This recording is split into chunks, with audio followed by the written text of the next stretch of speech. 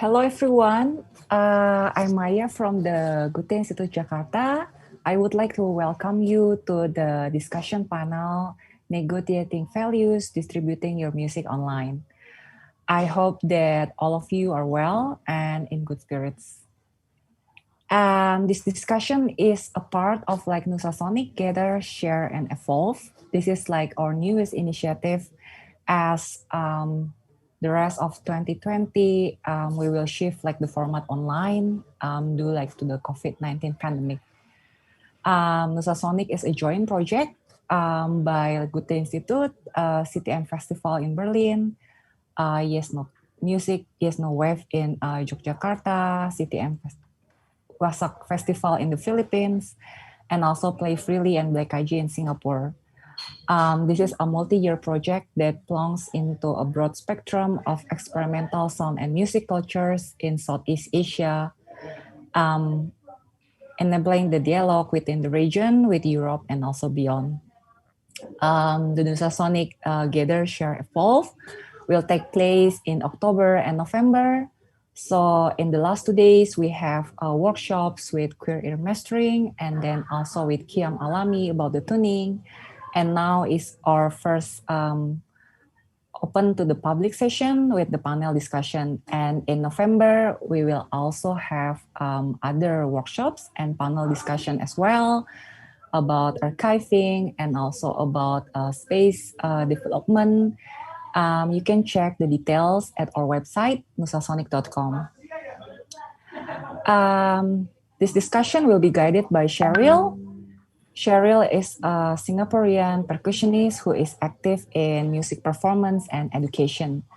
Cheryl regularly performs with avant rock group called the Observatory. During the session, I would like to encourage you to comment or ask in chat column in the YouTube, and I will also pass that into the Cheryl, and we can discuss it by the end of the discussion. Please note that we do not tolerate any racist, sexist, homophobic, transphobic, ableist, or other discriminatory behavior. That's all for me. I hope we could have an enriching and fruitful exchange. Enjoy the discussion. Cheryl, the time is yours. Thank you very much, Maya. So before we begin tonight's discussion, I'm very happy to be here. Thank you, Goethe Institute, as well as the Nusa Sonic team for having me. Before we begin anything, I would like to introduce our panelists for today. So I'm just going to read out each of their bios before we begin. So the first one, we have Salem from Thailand. He's an artist, composer, and head of Bedouin Records, also short for BDN, an independent music, art, and fashion label he founded in 2014. After having moved around different home bases in Europe and Asia, BDN has settled in Bangkok in 2019. The label has released over 50 albums on formats ranging from cassette and vinyl to digital, including artists such as Mesbah Zusing, Zozar, Hieroglyphic Being, Konstantin Skoualis, and Jigger on its roster. On top of a busy release schedule, BDM also adopts an interdisciplinary and diversification strategy by providing music licensing and scoring services in the form of an agency that is specialized in originating musical concepts for advertising, film, theater, fashion, TV, and dance. The label furthermore directs festivals, experiential art installations, exhibitions, product launches, fashion shows, and branded pop-up shops throughout the world. So welcome to today's panel. The next person I would like to introduce is Safi Vong. So Safi has been releasing experimental electronic music since 2008 under the moniker Latfiki. Safi was born in a refugee camp in Thailand to Cambodian refugee parents who fled Pol Pot's regime and was raised in France. His music is a confluence of ideas, synthesizing multiple underrepresented histories, geographies, musical genres, and cultural signifiers into compelling, colorful sonic material that packs contemporaneous dance floor weight. The London-based sound and visual artist is also the founder of Chinabot, a platform and collective created to change the dialogue surrounding Asian music and celebrating music that falls between the gaps, a place for adventurous listening. Chinabot works with composers, sound artists, improvisers, and musicians to develop projects that rearrange the furniture of the musical world, questioning assumptions about what music is and where it can go. So welcome, Safi. And last but not least, we have Walk the Rock from Indonesia, an artist and curator that is active across the fields of contemporary art, design, and music. Walk the Rock is a member of artist collective Rung Mes 56 in Yogyakarta and runs the music label Yes No Wave Music. He also curates a monthly experimental music concert series named Yes No Club and has initiated the Indonesia Net Audio Forum, among others. Walk has also co-produced local bands such as Senyawa, an art music collective, Pankasila, and Dialita, an all-women choir of political survivors. He has participated in Jakarta Biennale 2013, Tokyo Performance Art Meeting, Delfina Foundation Artist Residency, Casco Art Institute, 4A Center for Contemporary Asian Art, and Stedelijk Museum Bureau Amsterdam. He was also the curator of Biennale Jogja 13 in 2015, working and collaborating with Indonesian and Nigerian artists. So, welcome all our three panelists to today's talk. Hello. Thank you. Hi. Thanks for having me. So, let's get straight into the discussion. So, today we are talking about, of course, all your respective labels and as well as the music scene. Could each of you give us a brief introduction of your label? Like, when did you start out doing this, and is there an essence or ethos to your label? Yeah, maybe let's start with Walk. Okay. Well, I started Yes No Wave Music in 2007. Before I have a quite a long run punk label in late 90s, and then it's closed down in 2004, and then I continue again to create a new way of doing the label. So I founded Yes No Wave Music as I would say it's net label at that time. Not right now because everything is on the net. But the idea of this Yes No Wave Music is to share the music. That's the most main idea of the label, is to share the music for free. I mean, not only for free of charge, but it's free to improve, free to remix, and it's part of the idea of open culture. So it's kind of like not really in the industry scene, but it's more like as a cultural movement. Because at the time, especially in Indonesia, 2007, not many people are like not buying music anymore, especially in Indonesia. People are downloading through like these illegal sites, and this is the idea that it's also like people who come, like friends who come to a friends and then borrowing files, and then not borrowing tapes or CDs anymore, but like more like sharing the files. Can I get the files, and vice versa. So this is the idea, like to share the music, and then we sell merchandise to as the income for the label and also for the bands. This is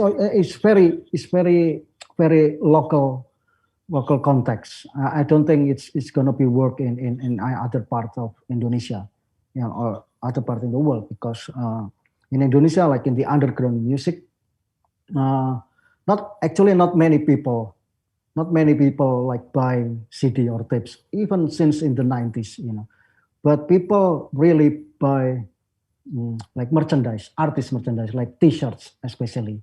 So this is the idea. Like we keep the money to produce CD or to make CD or tapes, and then we move it to making T-shirts and put the records for free, and then you get more people to know about your bands, and more people to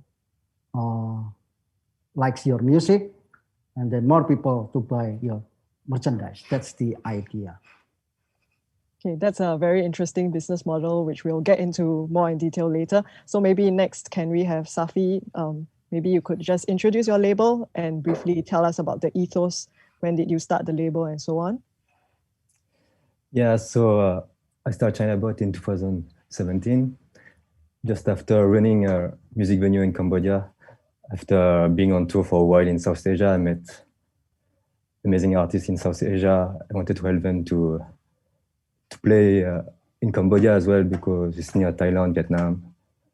And then I wanted to make a label after this thing, and highlighting like artists from South Asia. And and I moved to London.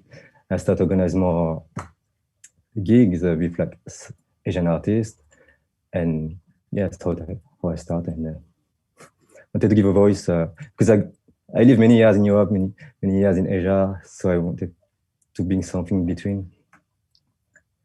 And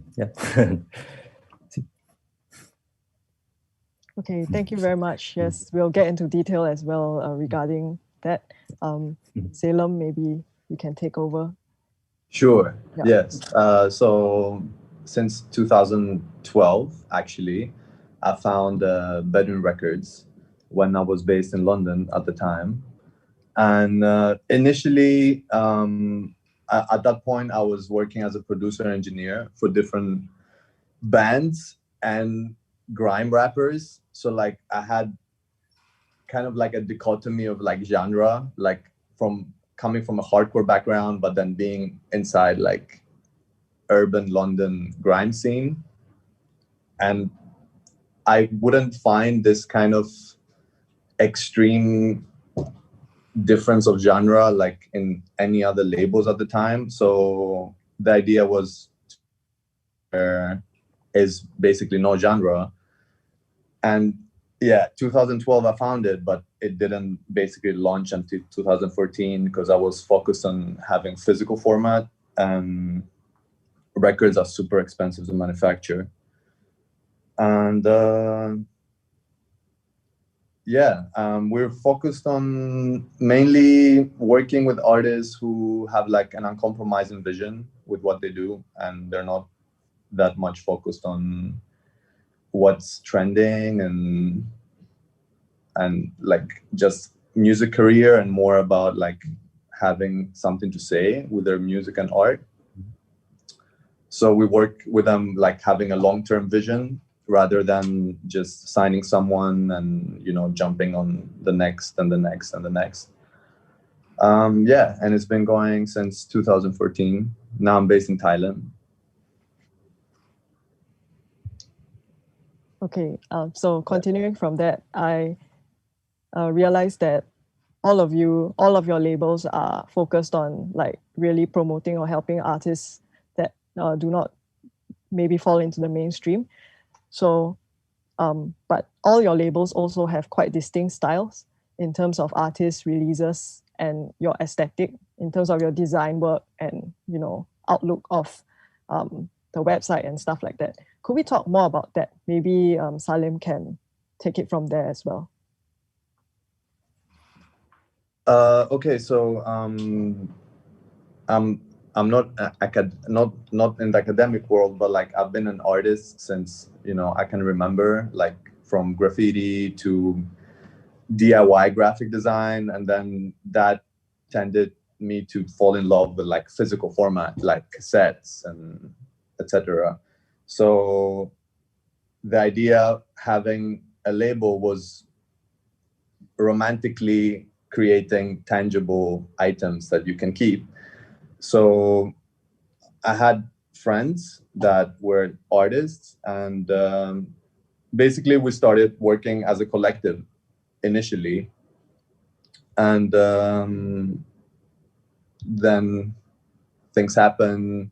The first graphic designer got drafted in the army, so we split paths. And at this time, I think the same people that we've been working for the past 7 years are still there. So like we have a videographer from Athens, Yoria Arvaniti, she does a lot of our videos. Our graphic designer is based in Osaka, Takashi Makabe. And we have a creative writer originally from Philly, now based in New York, David Kokagna, also known as Chaperone, and the like DIY kind of noise scene. So we're very like dispersed, but connected with our practice. Yeah. But how do you go about selecting which artists you want for your label? And because I realize also that your label has a certain, like just now you talked about you were influenced by the grime scene and all that, but it seems like Bedouin Records, has a certain also sound to all your releases. So how did you go about like getting right that? Yeah. All right. I mean, genre that much. So for example, let's talk currently. This year, we all know there is no entertainment. Like music has become something which is, gives solace to people. Like people listening in their homes, in the cars, but like people realize that club music is more than just venues, But in terms of like, I guess dance music is something that more and more I'm realizing at the time. Like currently, I don't see a purpose on it. So like we kind of shifted our focus, and we're releasing much more like mainly like we work with 2 bands, Granu from Tokyo and She Love It from Osaka. And then the rest of the composers are, let's say, in the extreme music spectrum, but they're from like ambient extreme music, I would say, to noise, because both of these like genres are considered extreme in their own sense. And the artists, there's not really like like a standard that say the way we choose them. Like the people we work with now, like a lot of them, like either I knew from back in London or in Athens, and we've been in touch for so long that it just, they started recording albums, etc. And some to me, like for example, Chaperone who's based in America. He's one of the artists that like I haven't met personally. I mean, we're online friends, but he's been he's been a vital force in the label because he's a poet and writer, and he writes a lot about our sound and what we do. Even if we don't release most of it, we're planning to release like a book of his work. But yeah, now like for example, he's recorded a 4-year recording process album, and we were going to release it this year, but we pushed it for next year. So there's not really a standard. Like we're very open to any genre and any type of artist, both visual and music. Thank you. So how about Saphy? Maybe you would like to tell us in terms of Chinabot, how do you go about looking for artists to release?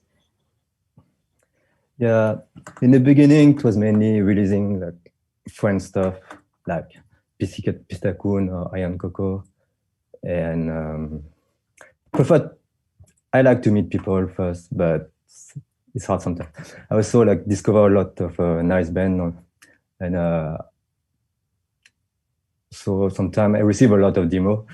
So it's like a balance of choice. And but every year is changing, so we want to challenge a bit the label now and be I want to release a bit less electronic music. So yeah, we'll see. It's also nice to hear how like each of your labels will continue to grow throughout the years and evolve. So how do you go about, because you have released mainly Indonesian artists. Well, actually it's pretty similar like Bedouin, like Salem as well. Like it's very diverse, but there is one point that how I choose the artist, or how I release the artist. It's if they have to agree to share their music for free. That's the idea. That's the point. That's why I have very super diverse kind of styles of music, from very pop music to grindcore, to death metal, black metal, hard rock, and gabber or experimental like Senyawa. So yeah, that's because of that. But of course I have my own personal taste that this is also the another point that how I choose the artist or select. For example, like I like music that are very that have very strong characters. That's the point. But sometimes I like a band or an artist which is like they have very strong character, but they wouldn't release it for free, and then say okay. So it's only these 2 points that how I select the artist. That's it. It's very simple. And most of them are actually friends, like Saphy, also like Bedouin, I presume. Yeah, so from whatever you have mentioned just now, because your label is releasing music from artists who basically agrees to release their music for free. So that's the ethos of the label. So do you think that based on just now when you spoke about it, you said that this model will probably only work in a place like Yogyakarta and not anywhere else. So I would like to know whether you would like to talk about the socio-political or economic landscape of where you are from. Does this inform your direction and affect how you run your label? Well, of course, it's why I got the idea about this sharing, free sharing files. Is of course is from my political view that the music industry is not really works in Indonesia. There are lots of piracy until now. That even for like very big or mainstream artists, after their music is not favorable anymore, and then the labels just leave them, and then even they back in the 70s or 80s or 90s, the label how do I say in English, like they use the master to record. They use the master tapes to record another favorite bands, So this is very, even though there are lots of stories that big artists used to be rich and then now it's very poor, even die in the street. So, for me, music industry is not really work. It's not helping artists, So that's why I want to start a label that based on or as a cultural movement or even as a political movement, to also like in Indonesia we have this sharing culture as well, a sharing tradition as well. I would say like it's pretty easy actually. If you need help to your, to your neighbors or to your friends here, so this helping each other, like this sharing tradition we have it. So it's just I just use this tradition and put it into this uh, internet technology, who also has this sharing platform, transfer files. So yeah, that's actually the one my political stance to to to use this label that I run this label. It's pretty my political action. Okay, thank you, Wok. So Salem, do you think such a model that whatever Wok has mentioned just now would work in a place where you are based in, for example? The specific model, I Yeah, think like giving yeah, music for free and earning on merchandise, for example. I'll mention about, for example, like what I hear from Walk. From my knowledge, from a few Indonesian friends I have, they really have this like uncompromising support of each other. I know it's like mainly like a punk scene thing, like even in other cities, but from what I know, like in Indonesia, like someone releases something or someone shares something, like everybody will go crazy on social media and share it. And I think Thailand like has less of a centralized scene in terms of, so like there's a lot of fans and a lot of also platforms, I guess, for music, but they haven't really kind of unionized in any way. In terms of sharing music for free, the first 2 years of my label, I did only physical releases, and the digitals, we would basically share them out for free. And it turned out like, some of the artists themselves started asking, okay, like I want my music to be on this and this and this platform. And I'm not like still decided that it was a good idea to switch over and go on these streaming platforms, because really and truly we haven't made more than, I don't know, like $20 you can make, like, and then it doesn't yeah, you don't cover costs for sure. But it's if, as Wok said, you have to find people that it makes sense working with each other, but then also it has to make sense what you're looking at as a label to distribute their music and what the artist's like vision is. And from my perspective, like I have the best interest of our artists, like, I'm except if, it's something that is out of our capacity. Like if they want to go like really big, I'm like, I always advise them that, oh, maybe you need to work with a more commercial label, etc. Yeah. So just continuing from that as well, do you think there's much of a difference? Because you have shifted, right? So you were based at first in London, same as Saphy. Saphy is based in London right now. So I was just curious about the two of you, because you have changed location, but the label still carried on. And has that kind of affected the way you kind of run your label?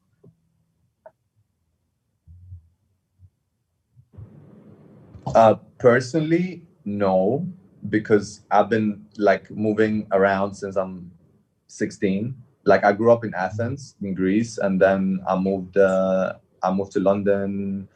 Then I moved to Dubai for a certain time. Then I moved to Berlin.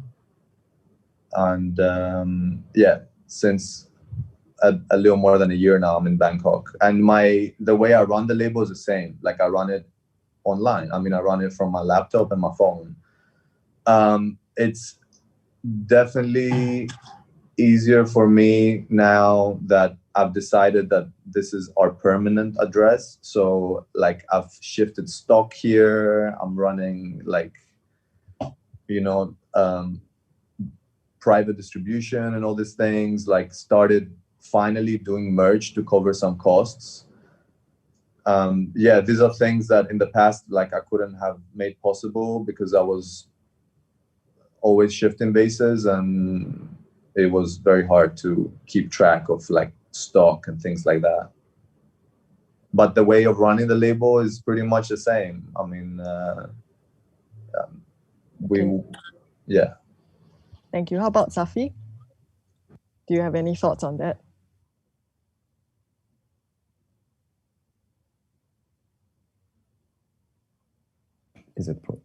Yeah, it's a bit similar. I used to live in other country before, and now it's more complicated because there's also like Brexit and COVID, and I'm also planning to go back to Cambodia and do something.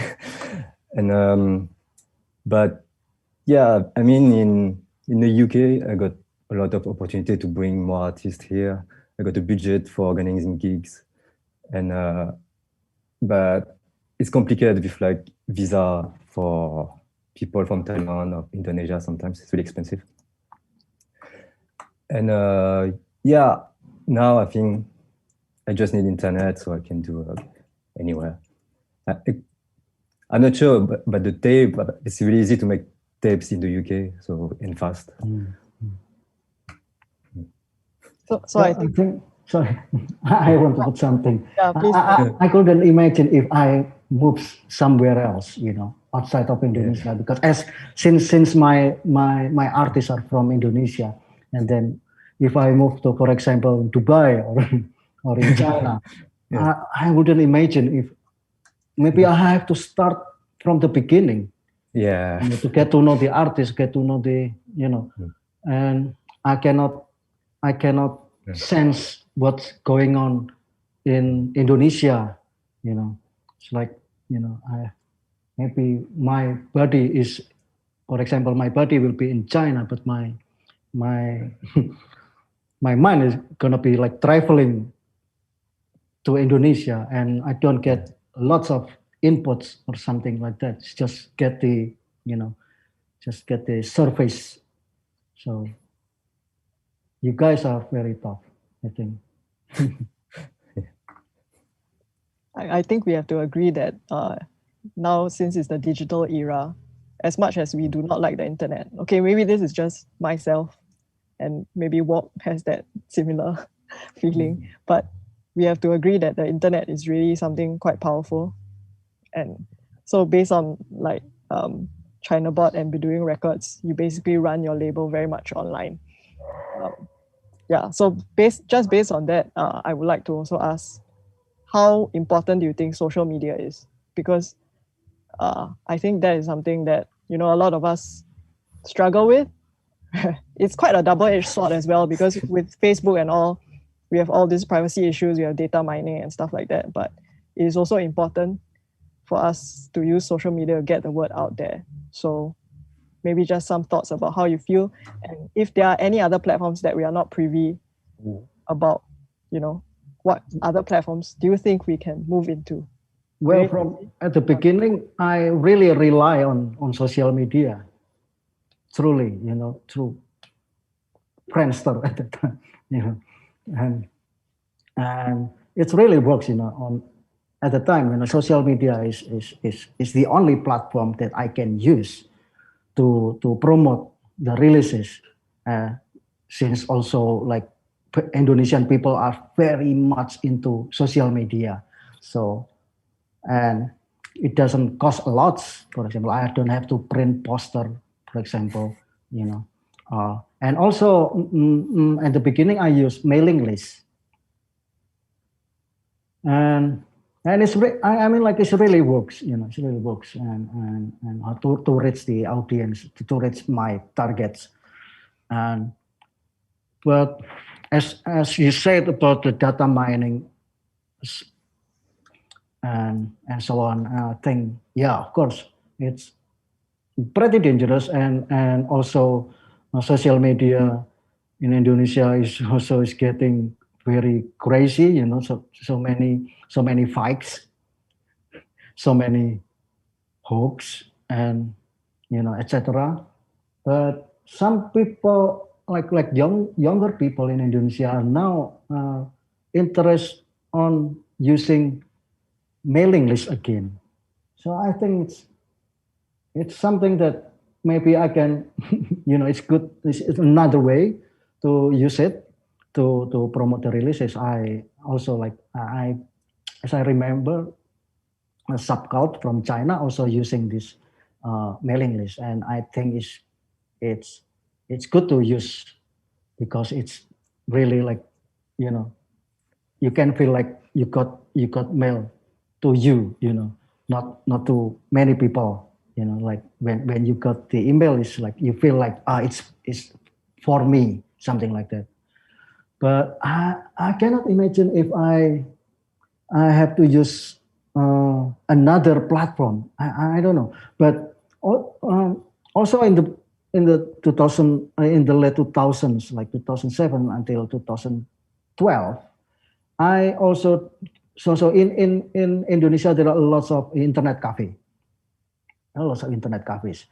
and sometimes it's very huge, like so many computers, so many people there, and so I also use like spread the files on the internet cafes and put it in the hard drives there, and put the drives or the folders in the desktop and move it there, even though the staff will move it, and then if I come there again and I move it again to the desktop, so something like that.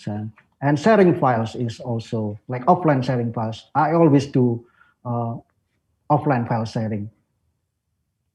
So if there is another gig, and usually if there is a gig, and usually they invite me to sell merchandise, to open like merchandise table. So I sell, not only selling the merchandise, but also like open up a computer where people can get my releases for free, and they just bring their USB or phones. That's also maybe we can try. And Bluetooth, you can share through Bluetooth, you can share through AirDrop or something like that. Yeah, that's pretty interesting. How about Saphy? Do you have any thoughts on this? I use social media like a newsletter to bring some news, but I still struggle with like some platform, like maybe Twitter. I don't use TikTok. I don't know how to use it. I don't use it. But sometimes like I can see like so amazing like video from Cambodia, like people performing in the street doing stuff, and can find it's like a good source. Twitter is like really interesting for the younger generation. It's something I want to explore more, but it's a lot of video. I'm still using Facebook a lot.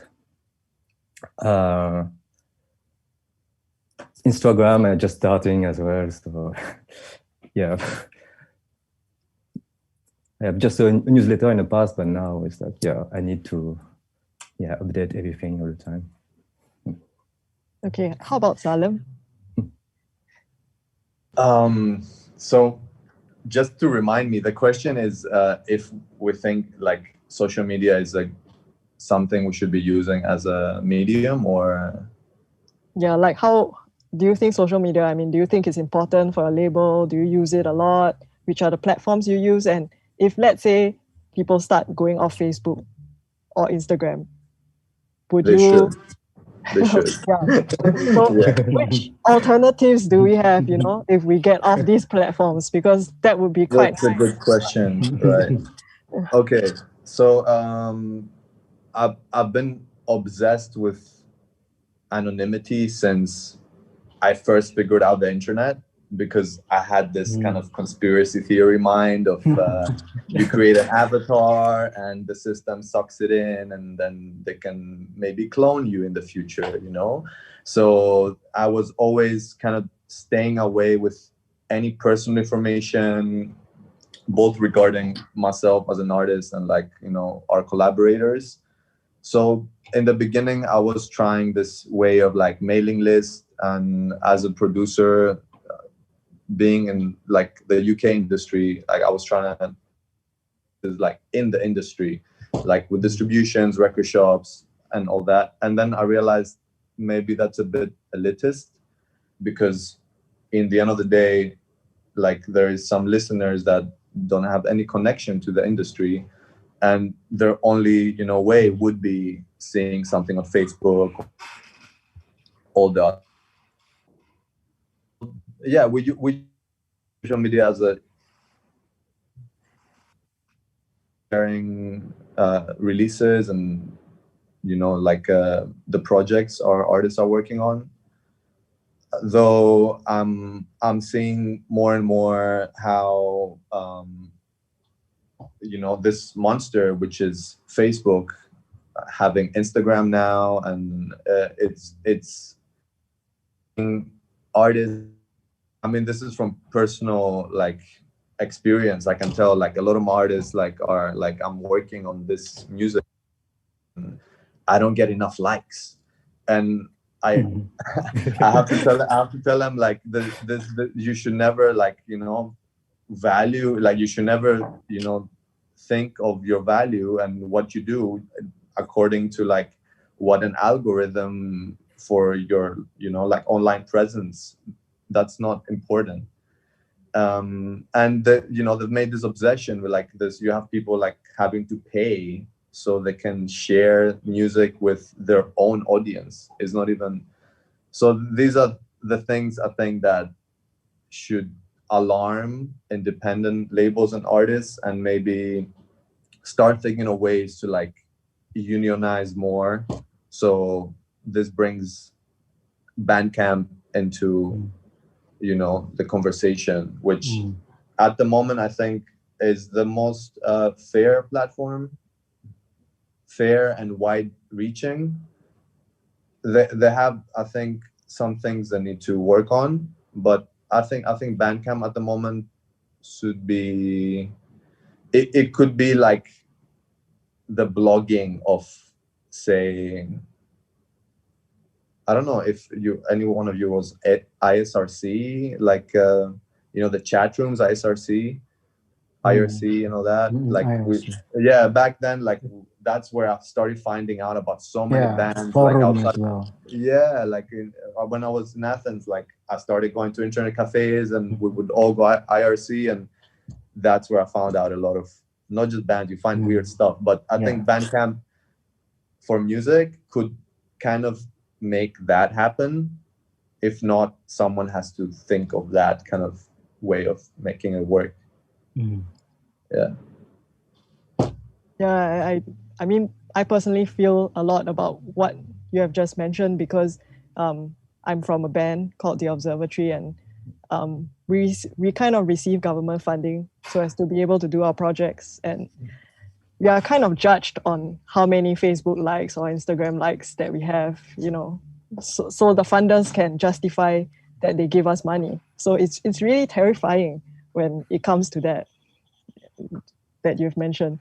So from that, maybe we can also talk about other platforms. So you mentioned Bandcamp, and that's pretty interesting, because I think Bandcamp during this pandemic has been quite crucial and helpful to all artists who releases on their platform, by giving like Bandcamp Fridays. So there's, you know, revenue share and stuff like that.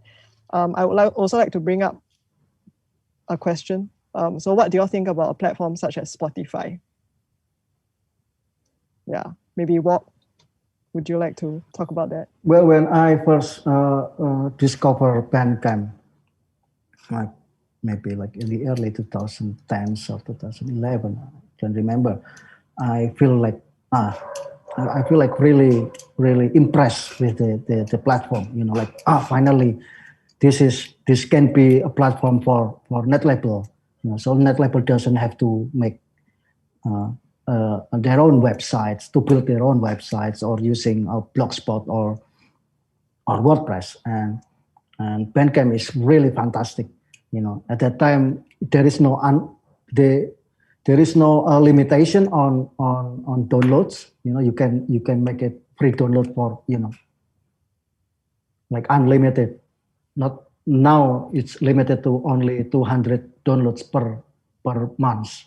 So at the time I was even I'm thinking I was thinking to move to Bandcamp because it's really fantastic. It's really good and it's really like for artist to artist, and really like label with to artist and artist to label. It's really like the community, the community that we imagine, online.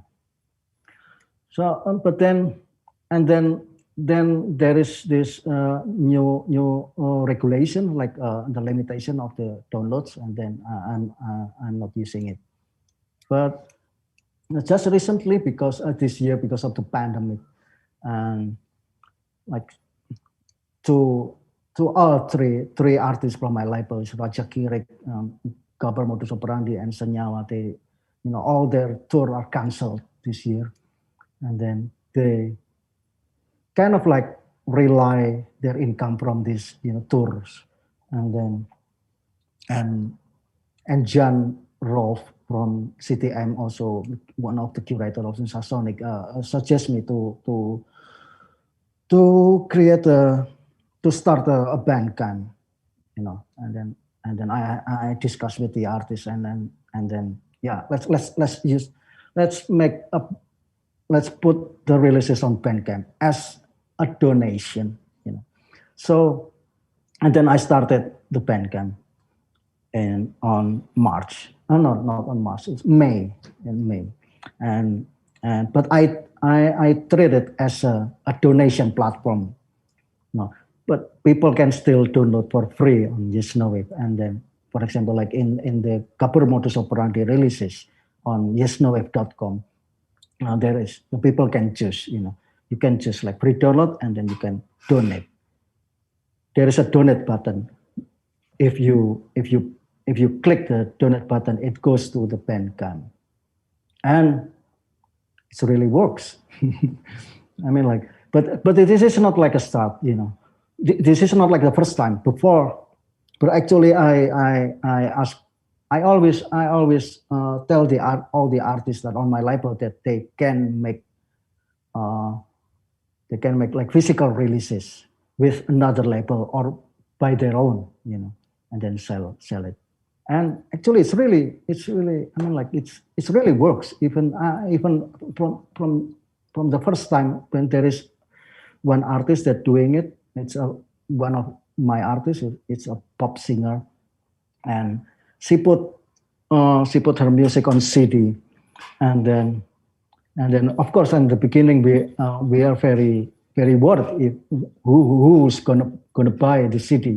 People already have it, but it works. People bought it, and because it's I don't know, maybe because of this physical releases become a trend again. Because it's not only music. For physical release, it's not only music, but it's a stuff. It's an object. It's something that it's a very collectible stuffs. So people buy because of it. Not only the music, but you have these objects. Beautiful objects, and also to support the artist, of course. So and then some of the artists also doing it, like Zoo always doing, one of the artists, Zoo, is also doing like physical releases as well, and it works,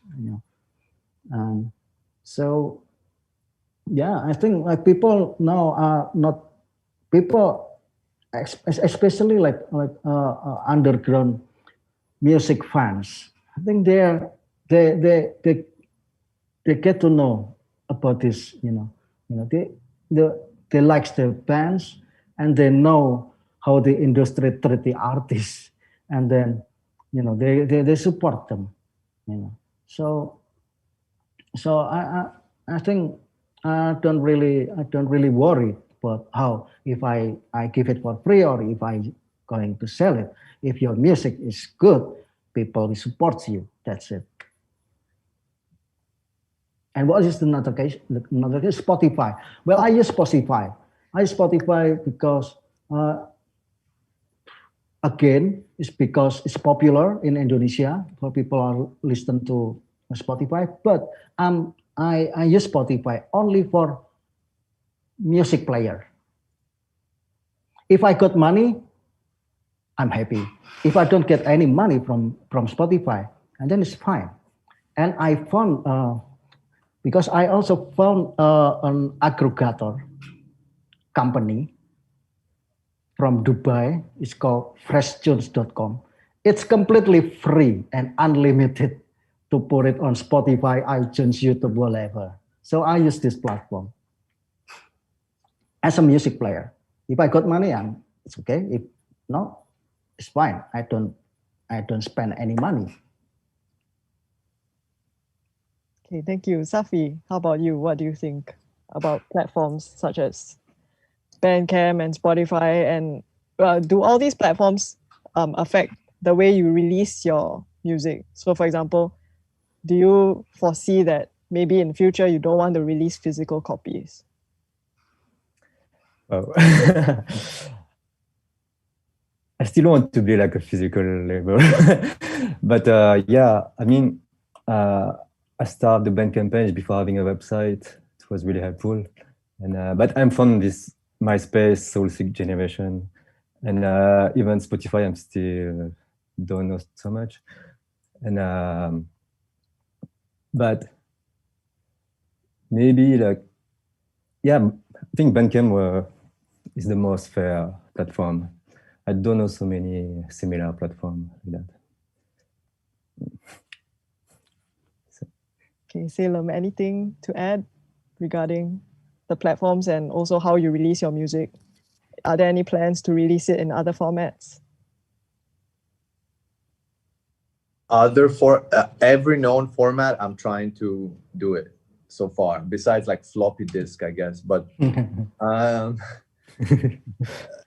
I mean, the only reason why I would move away from current like release model, which is vinyl and tapes, is like, let's say like environmental reasons, because like in the end you're producing, like you laminating paper is like plastic, but statistically companies like Spotify getting bigger and bigger are using supercomputers as big as a village, and they're literally destroying environments like wherever they're based. And so there's a lot of people that are more into the sustainable path, which I respect, and I'm trying to get onto that. And they have like kind of raised concerns that, oh, like you're doing vinyl and it's plastic. But I think producing like 300 to 700 records is, and in the end of the day, people who buy the stuff, is not like they're going to throw it on the street and they're going to litter with it, people who buy music in physical format, even if it's a CDR that an artist burned, they do it to support the artist, and they do it because they want to keep it and listen to it and share it with their friends even. So yeah, physical is, I guess, is the best way to like have something, but it definitely, music should be for everyone. So streaming, it's a necessary evil. Yeah. So your label releases a lot of vinyl and other types of formats as well. Do you find that it's becoming increasingly challenging regarding mailing of vinyls because, the pandemic and just rising costs, rising costs of postage, and people take a long time to send vinyls over and stuff like that. Has it been challenging? Extremely. like for example, like with North America, they have their own issues, and USPS made the craziest rates in years. So basically, for us to ship a record out of the UK from our distribution, to ship it anywhere in the world for one record, it would cost like £3 to £4. To ship it to the States, it costs £13 for one record right now. So I'm like, me and my distribution manager, we're trying to figure a way out to make it fair for like someone who just wants to buy one record in the States. But at the moment, yeah, it's been difficult. Bob, do you have anything to add to that? About physical releases? Yes. I'm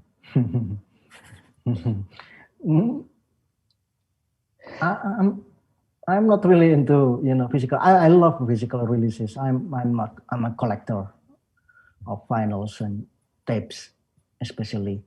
But put it up my label on physical releases. I don't have too much efforts and money to do it. So usually that's that. I told you before that the artists on my label are free to work with another label to do physical releases, and this is also it just reminds me of the next Senyawa album.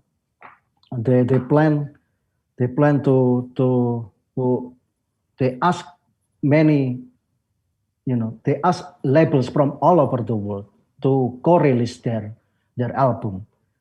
The idea is to dismiss this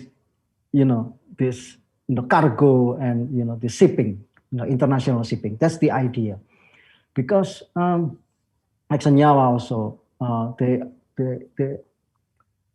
got released. Their album got released by a European or American label on vinyl, and then they could only bring 50 maximum, because it's pretty expensive for the luggage when they bring it by their own. So, and then sometimes they only get 15 to bring it to Indonesia.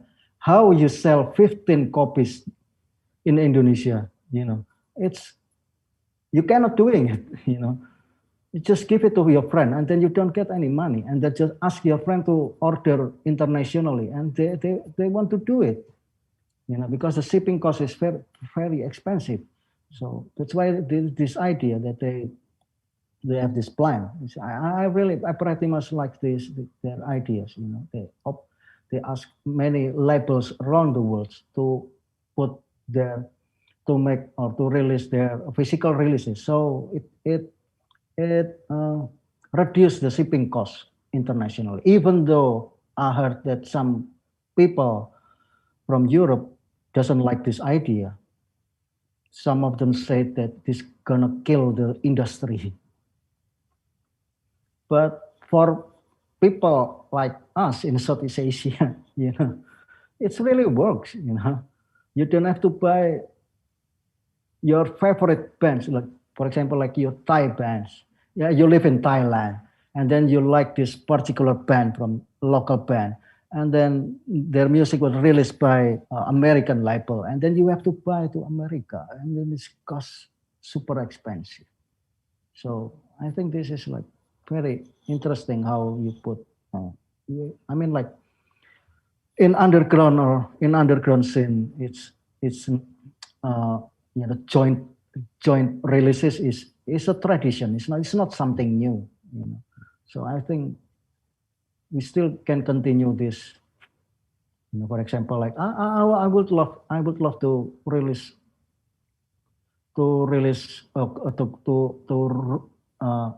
re-release, for example, like Chinabot, one of Chinabot releases into tapes in Indonesia, for Indonesian market.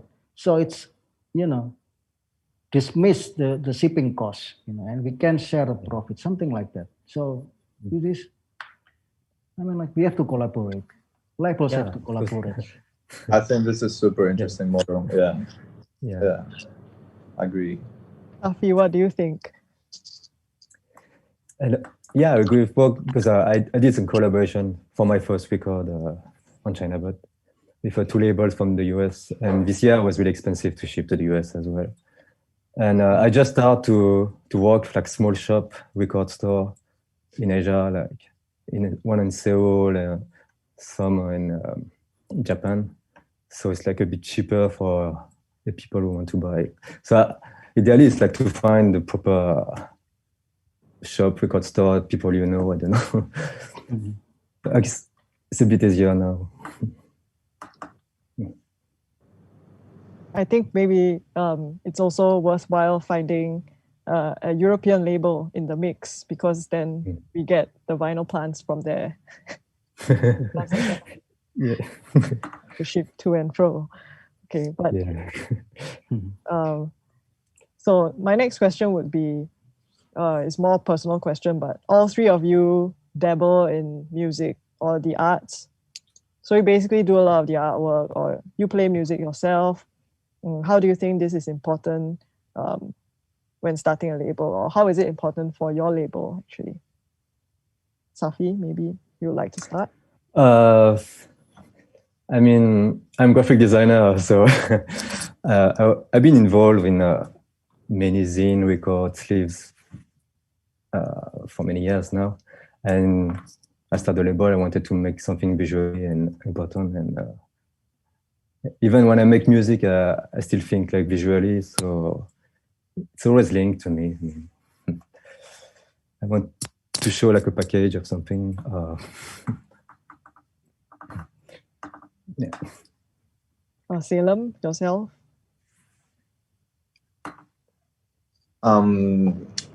So when the label was conceived was to release one of my band's projects. So it was very important for me. Like everyone, I was disheartened with having to send out demos and get rejected. And then, even if you find like a label that might be interesting, maybe you don't share the same vision or even like political stance.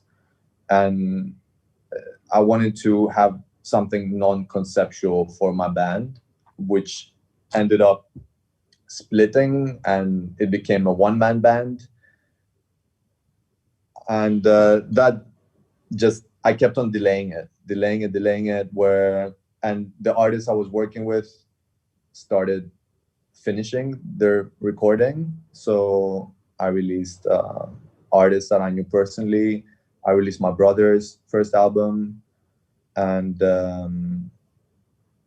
so I believe it's definitely important for someone who manages a label to either be a musician or be someone who works very closely with musicians and is a concert goer and buys like tickets for gigs and all this, because I've seen people in the music industry that are curators and they haven't been in the part of a creator or a fan. They've always been in the marketing side of things, and I think they're missing out a lot of important points on like an artist's vision and things beyond just marketability and career. Like, so it's an important thing to be artistic, obviously, if because as we all agree, like, we're not doing commercial music here, we're not doing commercial art. Yeah. And what do you feel about that? Well, I'm an artist for any kind of form. So, and for me, just know if music is my art practice. I would say it's my artwork. I'm a graphic designer as well, for a living, and yeah, I can. It's just how I could manage my times. That's the only thing to do it. To pursue my career, something like that. But yeah, so far so good. I mean, like I say, like I'm an artist for any kind of forms. As a designer, I'm also while I'm doing design works, it's my art. When I'm doing, organizing gigs, it's, I always use my artistic practices, artistic abilities in doing any kind of work, even though For example, when I used to run a small restaurant, and it's my artistic practices as well. Thank you for all your inputs. So we have been talking for almost an hour. Yeah, an hour already. So we would like to take some questions. Mm-hmm. So let's see. Is there any question? Yes. Are there any people watch us? Yes, there are questions. Okay, so I'll read the questions. The first one is from Ellen Dembski, and Ellen Dembski is asking, what do you think is the next step for music venues? Japan has been holding a lot of outdoor events in the mountains, and it has been quite amazing. Oh. So anyone? Then do it on the mountain. Let's do on the mountain. Yeah. So maybe the first thing would be good to answer. What do you think is the next step for music venues? Because a lot of you, as label owners, you don't only release music, you also look after artists. So you get them shows and you follow them on tours and stuff like that. So maybe. Well, I always said to the artists on my label that just wait. Just wait when the time is right to do a gigs, And while we're waiting the time, make music, get into the studio, make music, and then when the time comes, if it comes, well, I believe it's coming. I believe it's coming, and then you can do tour with new materials, with new works. It's gonna be very interesting, I guess. Salem, any thoughts? I think this it's a very hard hit on artists that where their whole income was touring, because majority of artists, like even bigger recording artists, like that's they spend a lot of their own personal money on their gear, their internet, recording, and some spend years doing it, and then they focus on releasing an album and then touring it. So that's been super hard hit, but I think there's things to learn that we need to adapt to it. As Wok said, the best advice would be wait, because it's hard to say to someone like that cannot make rent to wait, but it's also, I think, a bit selfish to put on major scale events in cities that there's like high risk of spreading. So I mean, regarding the question that we had, mountains are very, very interesting, especially if they're like super monitored, but it's again like someone has to put it on a very, very careful way, small capacity. But yeah, everybody who thinks a bit of like doomsday and what happens if there's no safety in the cities, mountains is the first thing you would think. And the Japanese are well adapting in post-crisis environment, so taking up the mountains would be a good idea. If you have mountains. Okay, so also maybe also we can, if you cannot wait, maybe start a very small scale, very small scale gigs, or events. Of course, not many people will come. Maybe only 15 people, only 20 people, but you still can open up like a donation channel. Like people who cannot come, they can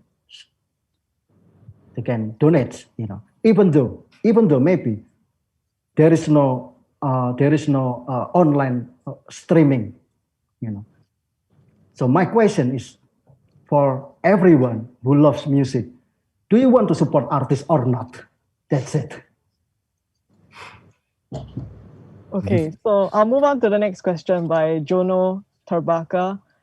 So Jono Tarbaka is asking, what's the best practice of profit sharing between bands and label? Maybe Saphy could answer this. It's like trying to share like the physical release first because you have physical label, and like also like share like 50% of the digital release. And usually I used to book a lot of gigs for the band on tour, and it's also like an income, especially in Europe. And for mostly also like the regular show we have like every month, like a photo in London, we have a budget for that, and it can help also. And yeah. But yeah, mainly gigs and digital release.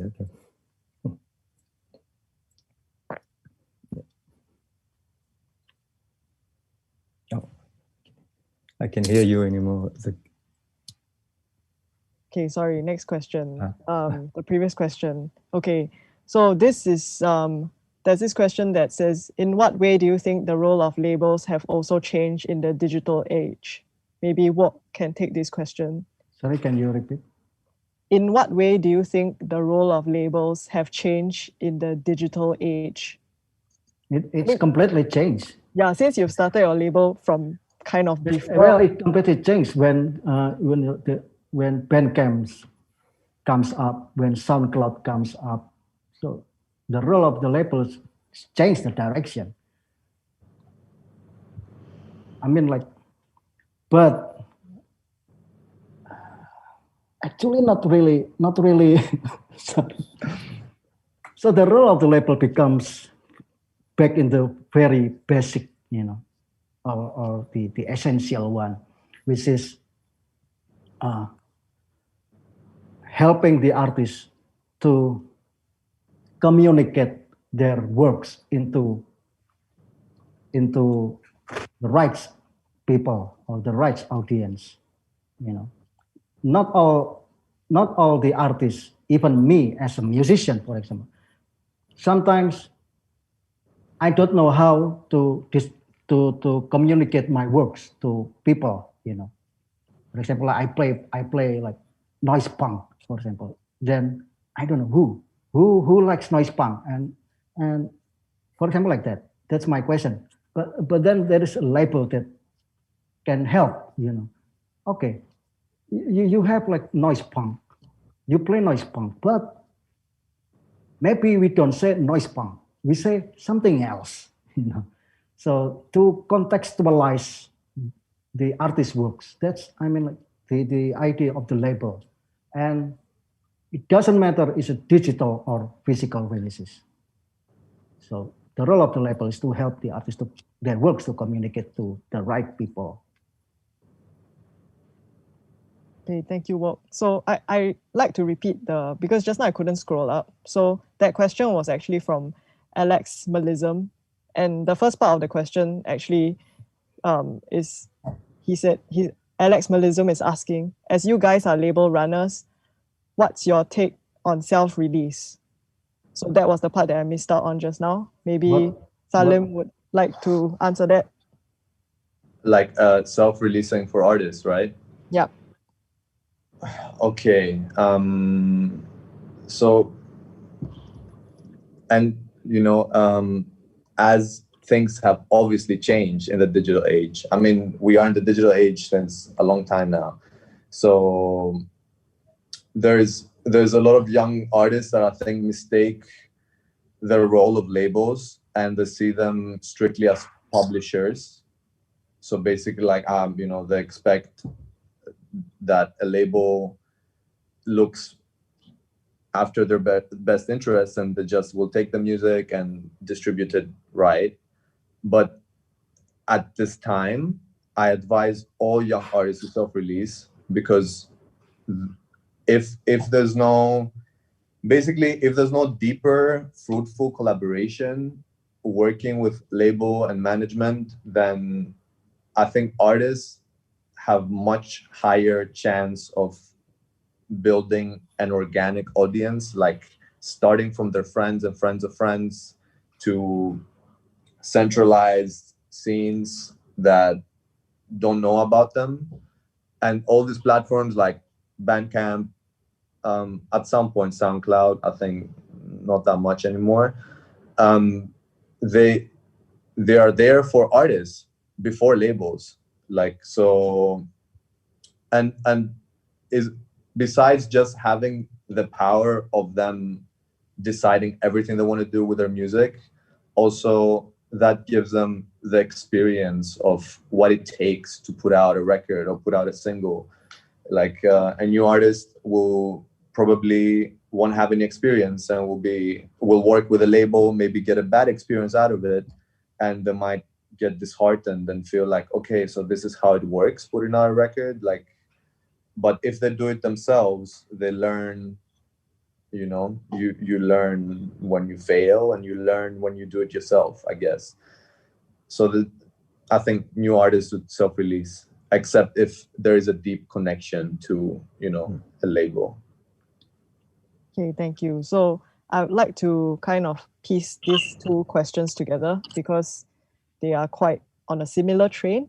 So the first one is from Aditya Surya Taruna, and he says that the currency gap is massive. To purchase music is somehow becoming inaccessible for, let's say, Southeast Asia. Is there a map of production company, pressing, and collaboration between to solve this issue? And the second question is from Adam Zelik Mahadika. How open are both labels in Asia or Europe willing to cooperate in re-releasing or co-releasing a particular catalog at the moment? Is it getting any easier for intercontinental works and collaboration? Yeah, so those two are the Well, to answer Mr. Aditya Surya Taruna, you have to get you will get the information if you go into the punks forum. There are lots of it. There are lots of collaboration in pricing vinyl, tapes, CDs.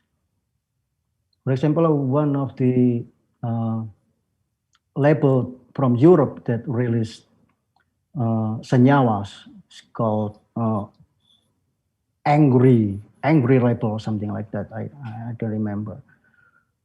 His name is Macario, and he moved around. He's an anarchist, and he lives all over Europe, and he don't have any ID. But he has a pricing plan. He just have a pricing plan, and it's pretty cheap. And he always sell his records under $10 or €10. So if you want to get to know about this information, you have to go to the punks, International Punks Forum. There are lots. Saphy, anything to add regarding that? Not sure. How about yes, it's a hard one.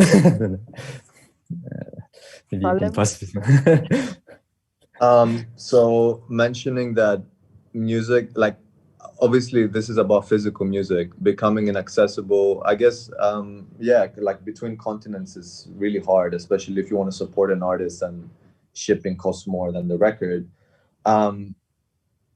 If it's someone who wants to publish their music, as Wok said, there is a lot of more private kind of, more boutique kind of like pressing plans, and even acetates, so you can press like doublets basically.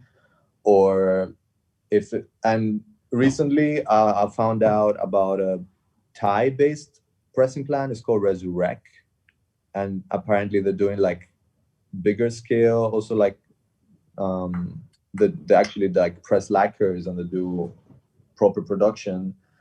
I'm not sure yet like what the pricing is like, but it's promising that, you know, now there's like a Bangkok-based pressing plan. So as Wok said, like if you get in there, especially like if you're involved in a scene and people like who have been doing it and they seem supportive, they would definitely be open to share experiences and, okay, maybe work with this guy. If you're from that city, work with this person. And I think what Wok said also before, cross collaboration between labels to like make music accessible in different formats and different continents, I think that's the most interesting model. Like we also are doing this for some of our artists, like one of our bands based in Osaka, She Love It. They're a 10-year-old band now, and their first CD, the first album dropped as a CD from a punk Osaka label, and they had a hard time finding vinyl labels. So my graphic designer is best friends with their bassist, and I met them when I traveled to Japan, and they basically like made new masters for vinyl, and I pressed the album for them on vinyl. So this both the formats and both the markets and a bigger audience. Thank you. So And I think Bandcamp is planning to do a vinyl as well. If you go into their blogs, you will find the information as well. Yeah, they started to help labels to press vinyls on demand, I think. Okay, right. Okay, thanks a lot. Since we are talking on the topic of talking about like community and building a community and stuff like that, my personal question is for all three of you is that, do you know of any women or non-binary persons who have started labels in Southeast Asia? If yes, who are they and what are the labels? If not, let's discuss why, and do you think it's important to have that diversity in the scene? So far, I never knew any labels that run by all women, for example. Maybe there is one, but run like collaboratively, like one male and one female, or etc. But I don't. So far, I don't know any one. Saphy and is there any from Thailand?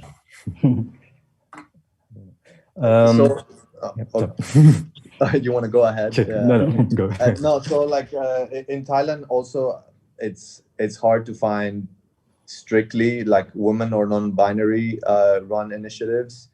Usually it's more collective based platforms. Though recently I see that there are a lot of artists that have started self-releasing and self-publishing themselves. So maybe they're not a label, but by hosting events before the pandemic and by trying to incorporate and collaborate with non-binary individuals, they are now, I think, curators of that sense in Thailand. Some of them are, so there is an artist called Not Peace. And from what I can tell, like, she's trying to build like her own scene and put on her own parties. And there is another initiative called Chances in Chaos, CC.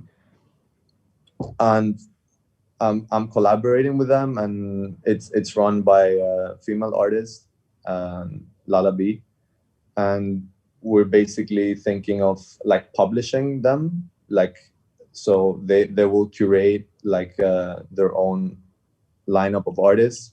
I think mainly Southeast Asia non-binary artists, and we will help them publish the probably compilation. Yeah.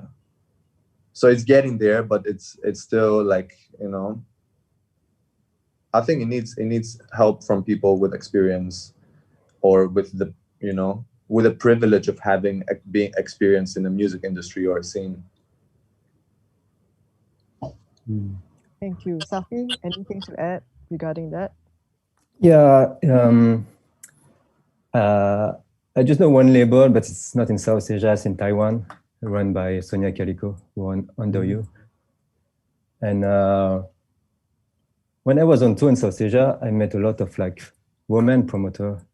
They don't want label, but I met a lot of women promoter. Maybe it could be linked some point. I don't know exactly why there's no label, but. Is there a way maybe you think that for three of you, you can use your expertise and experience and context also to help people build their labels? So for example, like females or non-binary persons, maybe it's because it's difficult also for them to get in touch with people in the industry and stuff like that. So do you see a possibility? Yeah, of course. Yeah. I'm very open to help. And Salem just now mentioned that he's already been working and is going to work with some. And Saphy, do you? Yeah. How do you think you can? It's more like a personal project, but I'm planning to go back to Cambodia and having like a recording studio. And but I have a project with like dancer from Siem Reap, who are traditional dancer, but they try to empower women rights. And we want to make something together, and with my music and the dance. It's really excited about it. Okay, thank you. So before we end the final thing, I would just like to also ask the three of you, what are your upcoming projects or releases that you would like to inform everybody about? Maybe Saphy can go and then. Okay, because I just got the delivery like 20 minutes ago from the next release, going to be Auspicious Family in collaboration with Laura Bauer last year at Nusa Sonic at Wasak Festival. So I just got the tapes. And so the next release, we have more release, but we keep it secret now. And Walk yourself, do you have any upcoming? Yeah, my next release is gonna be next month. Is taking part of Senyawa's project. So I'm going to release the Senyawa new albums on stems. So I will going to release the stems, not the mastering files. And they're up for are they up for remixing? Yes, so everyone can download for free and remix, make your Senyawa music. And Salem, anything that you're releasing soon? Sure, yeah. I mean, currently this year, in late November, we're releasing Konstantin Skurlis's second album, titled Eternal Recurrence. It's I guess, as I said before, less focused on the label is less focused on like club music these days and more on music that makes you feel something beyond, like dancing. So this album is coming out late November, and then towards the end of the year we have Hiro Isiki from Tokyo. He's releasing an album called Thousand Plateau. And for that, for now, this is what's coming. As well as a reissue of a hardcore band from Tokyo, Granule. Oh, wow. Yeah. We're working with Damer Recordings, who like released their CD again. And we're releasing like their album on vinyl. But that's the thing these days, like with vinyl releases, I think that's the down part, that it's very hard to promise artists and audience that, okay, this release is dropping at that time. So I can't give you dates, but these are what's coming so far. Thank you very much. Sounds very exciting. And I hope we can keep the conversation continuing about platforms, apart from the usual ones that we know about, including vinyl pressing and how to distribute music and so on and so forth. But thank you so much. It's been so insightful for myself as well. And I'll pass the floor down to Maya. Thank you. Thank you, guys. Thank you. Thank you, Thank Cheryl. you. Yeah, thank you, Cheryl, Wok, Salem, and Safi for a meaningful and substantial exchange. I think we learned a lot today.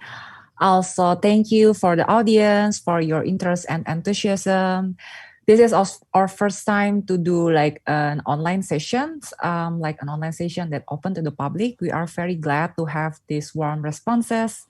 And I just want to remind you that the Gather, Share, Evolve sessions will still take place in the next months from 24 to 26 November.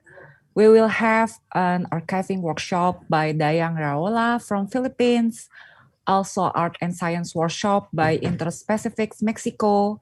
These workshops are free and open to the public, but require pre-registrations.